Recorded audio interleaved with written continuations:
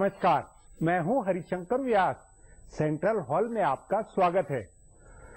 मतदान के बाद हुए एग्जिट पोल का आज हल्ला है। टीवी चैनलों पर तमाम तरह के आंकड़े आ रहे हैं, लेकिन क्या इन आंकड़ों पर सिर खपाना चाहिए?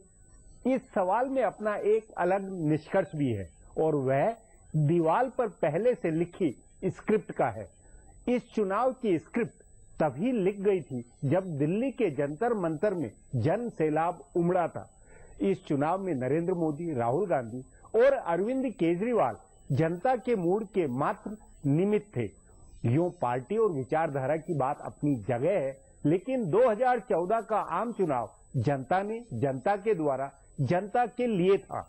मनमोहन सरकार और कांग्रेस ने यह ऐतिहासिक गलती की जो उसने जनता के मूड की अनदेखी की। जनता बहुत पहले सड़क पर उतर आई थी। उसकी नाराजगी, गुस्से व उम्मीद को जिसने जाना और समझा, वही आज एग्जिट पोल में चर्चा का महानायक है। जनता ने बहुत पहले अपना मूड बता दिया था। यही फिर जनसभाओं में, सोशल मीडिया में झलका। यहां ध्यान रहे, यह सिर्फ एंटी इनकम्बेंसी या कि सरकार विरोधी माहौल पर नहीं बना है। जनता में सरकार से निराशा के अलावा वक्त की कसौटी के कई मुद्दे भी पके हुए थे। सचमुच एग्जिट पोल से आज आप जो जान रहे हैं, सुन रहे हैं, वह सब बहुत पहले से दीवार पर लिखा हुआ था। आज इस पर चर्चा है, मगर उससे पहले सियासी गपशप और चुनावी सुर्खियां। शुरुआत चुनावी गपशप से करते हैं।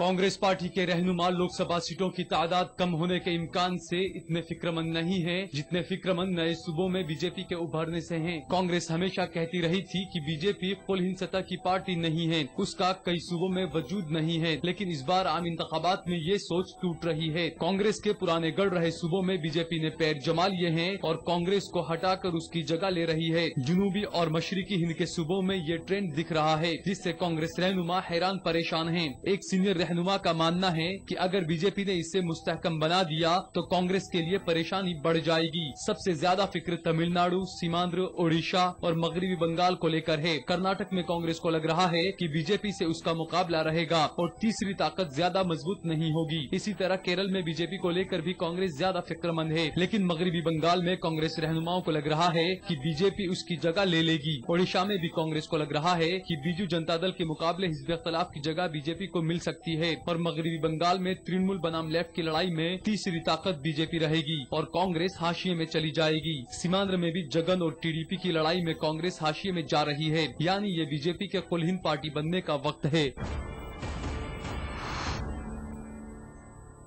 यूपीए हुकूमत पर बीजेपी इल्जामात आयद करती रही थी कि उसकी हुकूमत सीबीआई के सहारे चल रही है, क्योंकि जिन इलाकाइयों के खिलाफ आमद से जायद इमलाक के या बदउनवानी के मामले चल रहे थे, वो मरकजी हुकूमत की हिमायत करते थे। मरकज में बनने वाली नई हुकूमत को भी सीबीआई की वजह से कई हिमायत मिलेगी। एग्जिट पोल के नतीजों के बाद मरकज में बीजेपी की क़यादत में एनडीए की हुकूमत बनने का अंदाजा लगाया जा रहा है, यानी चाहे अनचाहे एनडीए की हुकूमत को भी कई इलाकाइयों की हिमायत मिलती रहेगी, क्योंकि अब सीबीआई की जांच के दायरे में कई नए इलाकाई भी आ गए हैं। तभी सोशल मीडिया में इस बात की बहस है कि हुकूमत साजी में तोते का भी किरदार रहेगा। अदालत उज़्मा ने सीबीआई को शारदा चिटफंड घोटाले की जांच के लिए कहा है। शारदा के अलावा इसमें कई कंपनियां और भी शामिल हो सकती हैं। कम से कम 2 सूबों में इक़्तिदार पार्टियों के रहनुमाओं की मुश्किल इससे बढ़ सकती है। मगरबी बंगाल में ममता बनर्जी और उड़ीसा में नवीन पटनायक के कई करीबी रहनुमाओं के नाम चिटफंड कंपनियों से फायदा लेने वालों में शामिल बताए जाते हैं। इनके खिलाफ जाँच होगी तो आंच ऊपर के रहनुमाओं तक भी पहुंचेगी। इनके अलावा जगन मोहन के खिलाफ बदउनवानी के मामले की सीबीआई जांच चल रही है और सीबीआई के एक हलफनामे से मायावती के खिलाफ आमद से जायद इमलाक के मामले को फिर से खोले जाने के इम्कान हैं।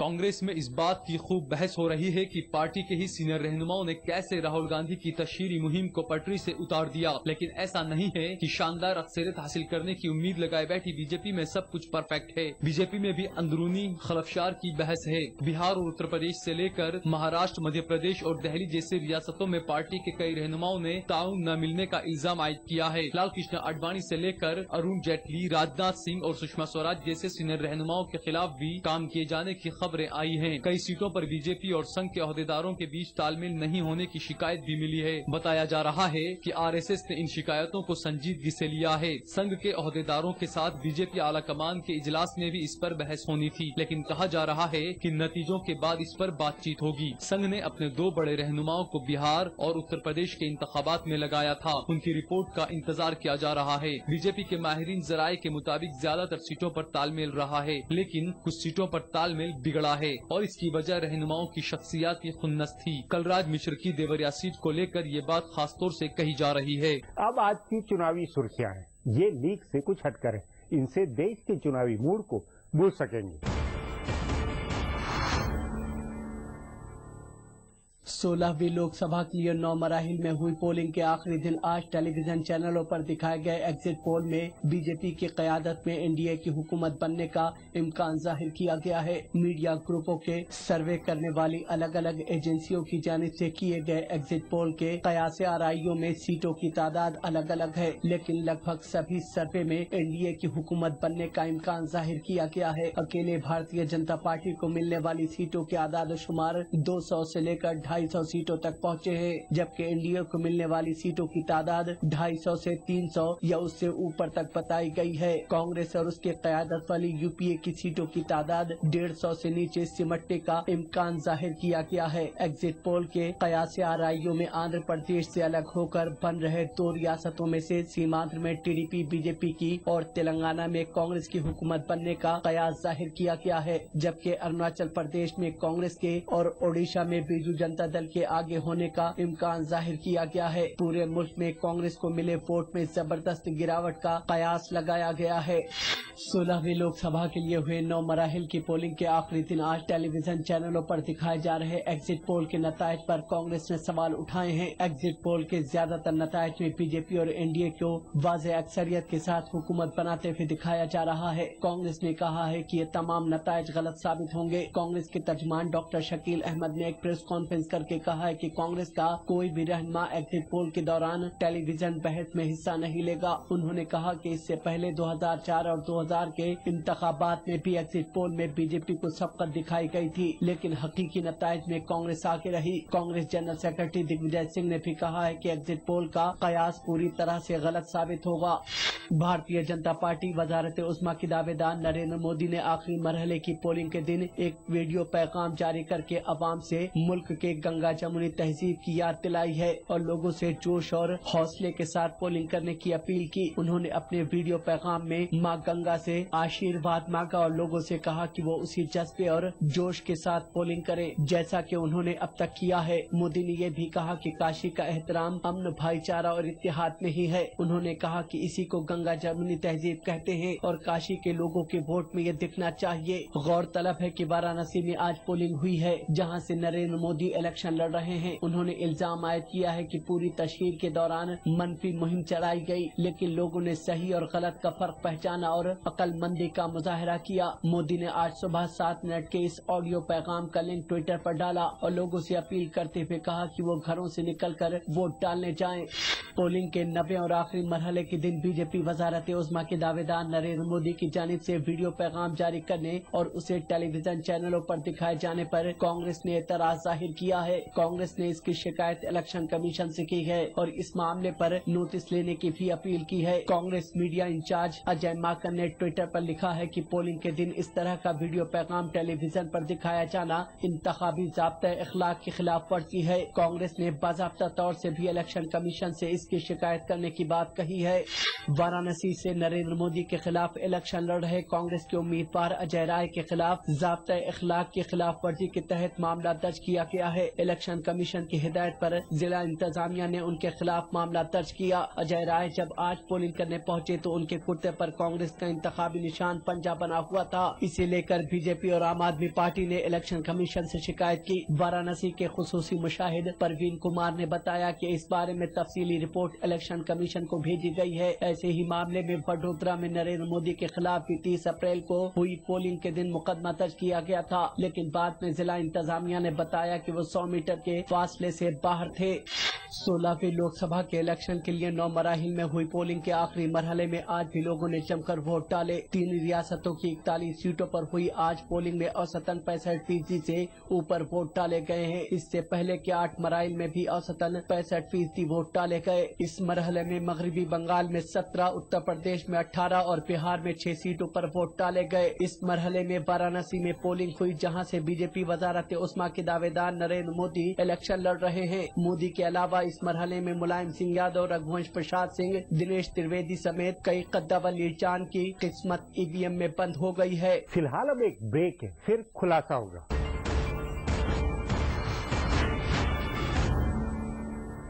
नरेंद्र मोदी, राहुल गांधी, अरविंद केजरीवाल की जनसभाएं हो, रैली हो या चुनाव पूर्व सर्वेक्षण और एग्जिट पोल, सभी का निष्कर्ष एक दिशा वाला है। जो बारीक अंतर है वह किंतु परंतु या कि आग्रह पूर्वाग्रह में ढला हुआ है। चुनाव और चुनाव से पहले जनता के मूड को लेकर जितनी भी तरह के अनुमान है, उसके कॉमन निष्कर्ष पहले से ही रेखांकित थे।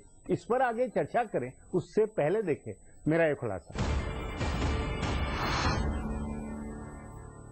हिंदुस्तान के वोटर अपने मूड का इशारा आमतौर पर पोलिंग से पहले ही दे देते हैं। ये इंतखाबात में जुटी पार्टियों और सियासी पंडितों की गलती है कि वो इस मूड को वक्त रहते भांप नहीं पाते हैं। मिसाल के तौर पर 1977 के इंतखाबात में जो नतीजे आए थे, उसका अंदाजा लोगों ने 1974 से शुरू हुई मुहिम में ही देना शुरू कर दिया था। 1989 में जो नतीजे आए, उनका भी अंदाजा 1987 में वीपी सिंह के राजीव गांधी की हुकूमत छोड़ने और इलाहाबाद के जिम्मी इंतखाबात में उनकी जीत ने दे दिया था। वैसे ही 2014 के इंतखाबात के नताइज का अंदाजा इस मुल्क के लोगों ने अन्ना हजारे की बदउनवानी मुखालिफ मुहिम के वक्त ही दे दिया था। अवाम मौजूदा निजाम से गुस्से में थी, इसका इशारा जन लोकपाल पर हुई तहरीक में मिला। और उसके बाद दिल्ली में हुए इज्तिमाई आबरूरेजी के मामले के बाद जिस अंदाज में लोग सड़कों पर उतरे, उससे भी लोगों का गुस्सा झलका। लेकिन इख्तिदार में बैठे लोग तब भी इसको समझ नहीं पा रहे थे। मुल्क के वजीर दाखिला ने इंडिया गेट पर धरना दे रहे नौजवानों को माओनवाज करार दे दिया और कांग्रेस के ज्यादातर रहनुमा पूरी मुहिम को मीडिया की खड़ी की गई तहरीक बताते रहे। हैरानी की बात यह है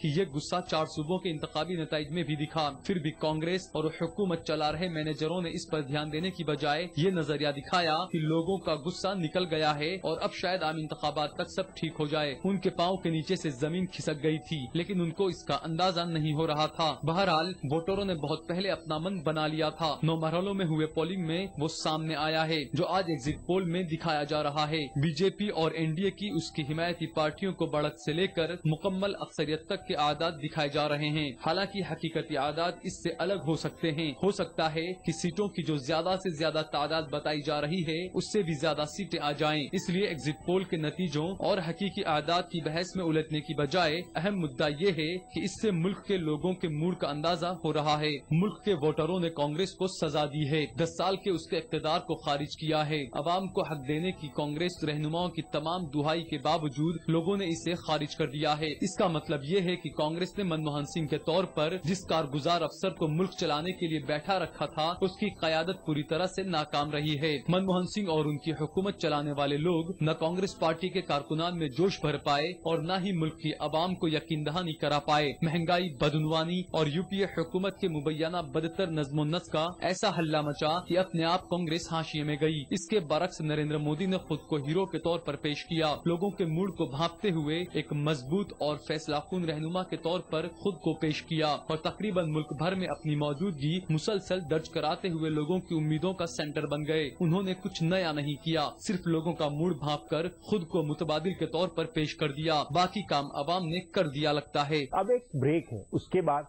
चुनाव निष्कर्ष पर चर्चा करेंगे।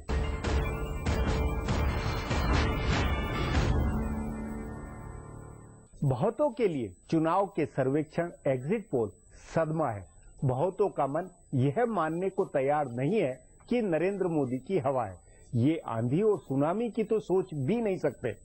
हकीकत में हवा, आंधी, सुनामी की बजाय जनता की मनोदशा पर राजनीति की दशा दिशा को जांचा जाना चाहिए था। इस पर चर्चा के लिए आज मेरे साथ वरिष्ठ पत्रकार वीरेंद्र कपूर है।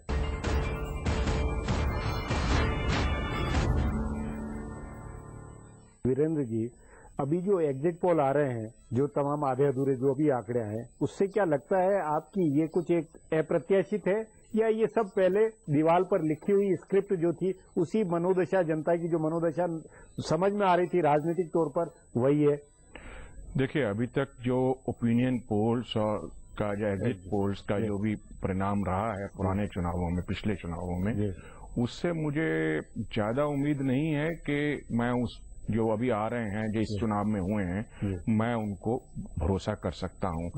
बाय एंड लार्ज हमारे देश में ओपिनियन पोल्स की हिस्ट्री, खासकर पिछले 4-6 चुनावों में जो है वो इतनी इंस्पायरिंग नहीं है कि उसमें भरोसा किया जाए। आप देखेंगे 2004 के चुनाव में भी और 2009 के चुनाव में भी, दोनों में 2004 के चुनाव में मोर और लेस एवरी ओपिनियन पोल ये कह रहा था कि एनडीए जो है कांग्रेस से यूपीए आगे है, पर ऐसा हुआ नहीं। 2009 में जब Advani ji prime minister candidate थे तो ये दिखा रहे थे कि नेक टू नेक है, उसमें भी गलत हुआ।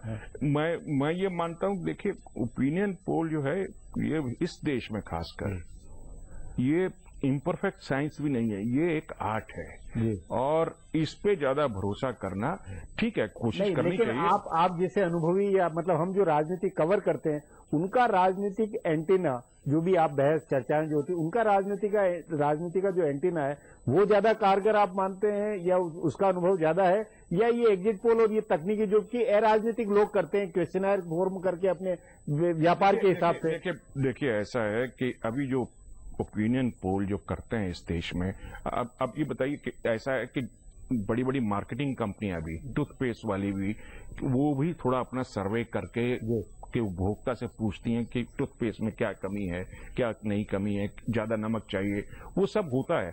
यही ऑफिशियली यही एजेंसीज करती हैं पॉलिटिकल पार्टी के लिए। यहां तक कि अब पॉलिटिकल पार्टीज भी अपने आप चुपचाप एक सर्वे करवाती है, एक क्या कई सर्वे करवाती है। नहीं, लेकिन वो सर्वे हो रहा है, ये नतीजा ये निकल के आ रहा है कि वो सर्वे सर बिल्कुल एक प्रोफेशनल अंदाज में, बिल्कुल जिनका राजनीतिक एंटीना नहीं है, क्वेश्चन कैसे फ्रेम किया जाए, राजनीतिक अंदाज में पूछा जाए, वो नहीं होता, उसके कारण ज्यादा मिसफायर होता है। कांग्रेस भी मुगालते में या बाकी पार्टियां भी मुगालते में ज्यादा हो जाती है। बहुत देखिए, एक तो यूनिफॉर्मिटी नहीं है इलेक्टोरेट में। 80 करोड़ के से ज्यादा का अगर आपका जो इलेक्टोरेट है, उसमें आप 15,000 का जो सैंपल सर्वे करेंगे, 15,000 या 20,000 ज्यादा बड़ी ऑर्गेनाइजेशन हुई तो 25,000 का करेंगे। इस देश में 543 लोकसभा का चुनाव कॉन्स्टिट्यूएंसीज हैं और 543 अलग अलग चुनाव होते हैं। आपने सोच के भी हवा चल रही है बीजेपी के फेवर में, परंतु बीजेपी ने जो कैंडिडेट दिया लोकली, वो जो है बड़ा अनपॉपुलर दिया। नहीं, लेकिन वीरेंद्र जी, आपने भी 1984 में राजीव गांधी, इंदिरा गांधी की मौत के बाद जो जज्बा था, जो सभाओं में जो भीड़ आती थी, या अभी नरेंद्र मोदी की सभाओं में पूरे देश के हिसाब से, उनके हिसाब से अपन राजनीतिक एंटीना से अंदाज नहीं लगा सकते। मैं नकार नहीं रहा हूं ओपिनियन पोल को, बहुत ज्यादा ओपिनियन पोल को हम लोगों में को विश्वास नहीं करना चाहिए। उसकी वजह है कि हमारे यहाँ हर तरह के डिफरेंस हैं, जो ऐसा नहीं है कि भी यूनिफॉर्म कहीं, और अमेरिकन इलेक्टोरेट हो या ब्रिटिश इलेक्टोरेट हो, थोड़ा सा वहां पे नहीं, मेरा एक मानना, कपूर साहब, आपके अनुसार जो अब 2011 के अंदर जंतर मंतर या अन्ना हजारे के साथ में जो राजनीतिक हवा पूरे देश की, जो माहौल, जो मीडिया जो बना, उससे नहीं लग रहा था कि राजनीति किस तरह करवट बदल रही है? राजनीतिक एंटीना उस करवट को, उस मूड को पूजा नहीं जा सकता। उसी को लीजिए, मैं इसी बात को आगे बढ़ाइए कि ये फैक्ट है कि देश में इस समय बहुत ज्यादा एंटी यूपीए हवा चल रही है। नहीं, हवा नहीं, और वो 2-3 साल पहले से दीवार पर लिखा हुआ मेरा ये थीसिस है।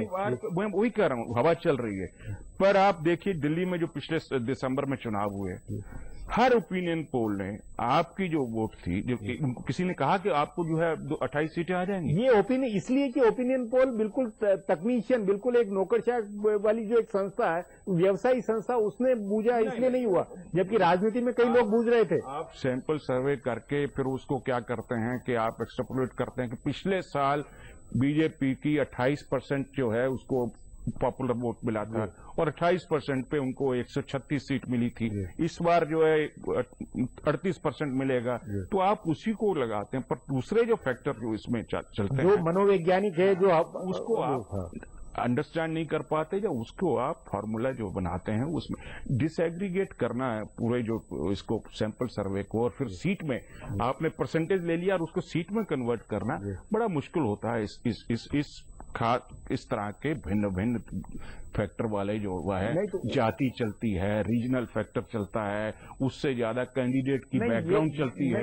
लेकिन वीरेंद्र जी, आप जो अब जिस तरह का या जो पहले जन सर्वेक्षण आए जो आए, जिस तरह का ट्रेंड वो नजर आ रहा, वो मेरा ये कहना, वो ट्रेंड तो साफ दो टूक नजर आता है, ट्रेंड नजर आता है। और मुझे ये हैरानी होगी कि अगर ये जो सरकार, जो निकम्मी सरकार जो अभी 16 तारीख को जिसकी हम जनता छुट्टी करेगी, अगर ये अच्छी तरह करे तो उसमें ट्रेंड सब ओपिनियन पोल कह रहे हैं कि हार रहे हैं, बुरी तरह हार रहे हैं। बतौर राजनीतिक समीक्षक आप एक हवा को, कि जो मौजूदा इस चुनाव के ट्रेंड को, हवा को 2-3 साल पहले आपने बूझ लिया था, या आपको भी हाल में अपने बार बार चेंज करना पड़ा सोच को? देखिए, हवा खिलाफ है और काफी अरसे से खिलाफ है, और वो सब रीजन आप जानते हैं। पर मेरा ये मानना है कि 1980 का चुनाव हो, 1984 का चुनाव हो, 1971 का, जब से मैंने 77 का भी और 71 का भी, जब चुनाव के रिजल्ट आते हैं तब हम कहते हैं अरे हवा चल रही थी इसके फेवर में, अरे हम तो हवा चल रही। तब तक जिनके फेवर में हवा चल रही थी वो भी नहीं बूझ पाते। लेकिन नहीं, इस बार ये हो रहा है कि नरेंद्र मोदी और उनकी हवा, उनकी कंपनी बुझी हुई है, वो बहुत ज्यादा ही बुझी हुई है उन्होंने। नरेंद्र मोदी के फेवर में बहुत अच्छा स्ट्रांग माहौल है, इसमें कोई शक नहीं है। जी वीरेंद्र जी, बातचीत को यहीं समाप्त करेंगे। प्रोग्राम में आने के लिए बहुत बहुत धन्यवाद। हमारा प्रोग्राम अब यहीं खत्म होता है, मुझे इजाजत दीजिए, कल फिर मिलेंगे इसी चैनल पर इसी समय।